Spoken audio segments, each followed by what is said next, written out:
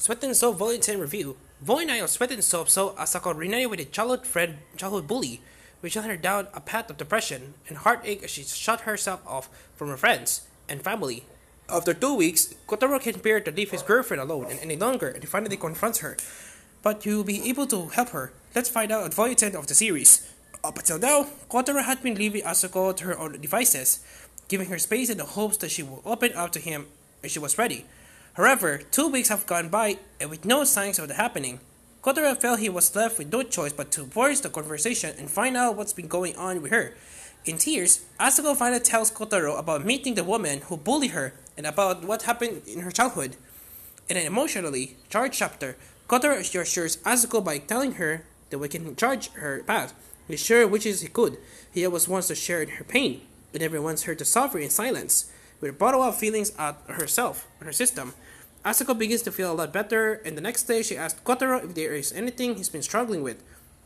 Of course, readers know that the one thing Kotaro has been struggling with is his desire to marry Asako. He's been holding up asking since he doesn't want to make Asako uncomfortable.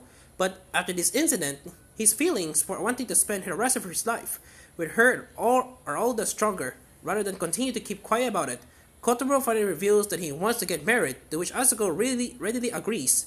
With the two fully prepared to move to the next stage in their relationship, they begin wedding planning, which brings many problems of its own, from arranging wedding rings to the type of ceremony and Asako's dress. There's a lot to think about. On top of that, the two also choose to hold a family dinner between their two families, so they can get to know one another ahead of the wedding. The nice thing about this part of the story is that the focus switches briefly to Keita, Asako's younger brother. Keita has always been incredibly protective of his sister because of seeing her bullied at school. While he's happy to see her relationship with Kotaro going so well, he finds himself feeling uncomfortable and out of place meeting Kotaro's family. The idea that these people who used to be total strangers are going to be part of the family is a lot of Keita to take in. Thanks to some encouragement from Asako, he begins to come around to the idea that he doesn't have to be instantly close to them. He just has to be open up to the idea of becoming closer over time, which allows him to relax and enjoy the meal. I like this chapter. Since we already been drawn in the anxiety and worries of Kotaro and Asako meeting their respective partners' families, so seeing it drew the eyes of Keita is a refreshing perspective.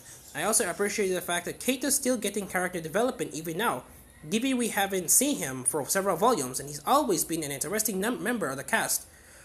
With only a single volume left, it's nice to see Sweat and Soap headed for a happy ending. The heavy emotional storyline from Volume 9 was important for building up the strength of Asako and Kotaro's relationship, but as someone deeply invested in the story, I'm overjoyed to see them so happy again. This final storyline about preparing for their wedding is interesting while also acting as a satisfying stopping point for the series. So it's sad as all be to let it go, I think, and at least be prepared to say goodbye to these characters, and that all you can ask for.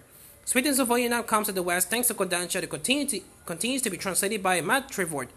The translation reads well with no issues, and there are some helpful notes at the back of the book to explain some of the traditions and costumes related to Japanese weddings. Also in the Sweat and Soap's news, a Japanese TV drama has just begun airing. We're keeping an eye on Viki to see if it gets licensed since a lot of drama adaptations of manga has been going on the service as of late. Overall, Sweat and Soap Volume 10 offers a satisfying conclusion to the emotional storyline to begin in Volume 9. Now we're on the way to the whole series coming to an end, which is sad but sure to be a lot of fun if this book is anything to go by. 9 over 10.